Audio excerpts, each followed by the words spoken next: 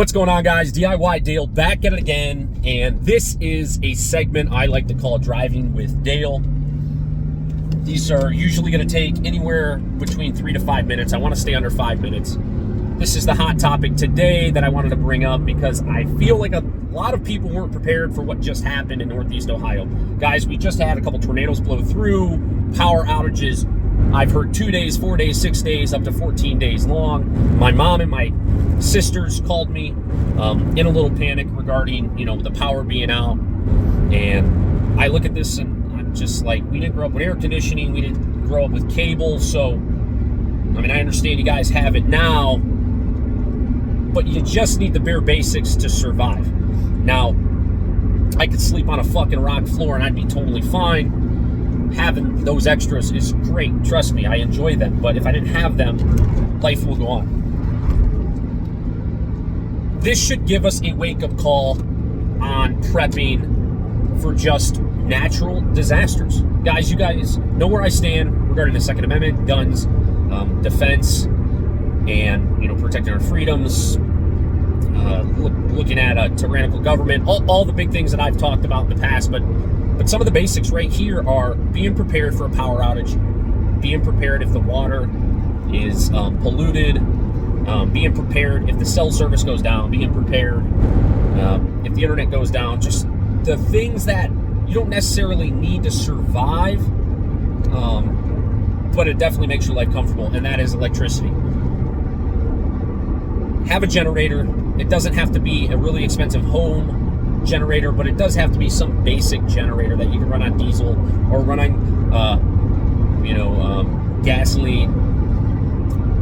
If you want to get with a neighbor and split the cost on one so you both can have them and run your basics, I think you should. I think that's a great thought process. But there's so many people that aren't realizing that just having some battery backups, having flashlights, having candles is prepping.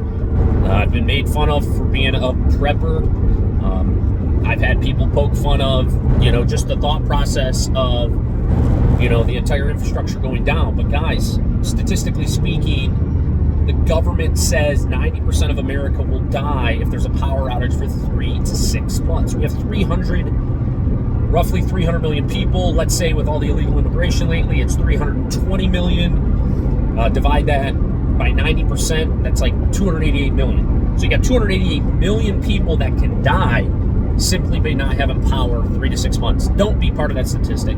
I know it's more than likely not going to happen, but it can happen. Have some generators, have some glow sticks, have some battery backups, charge your cell phones, share a generator with a neighbor. But something like this is really giving us all a wake-up call that when shit hits the fan, people do panic, even if it's a short period of time. Now, if it's a longer period of time, that's where the guns come into play.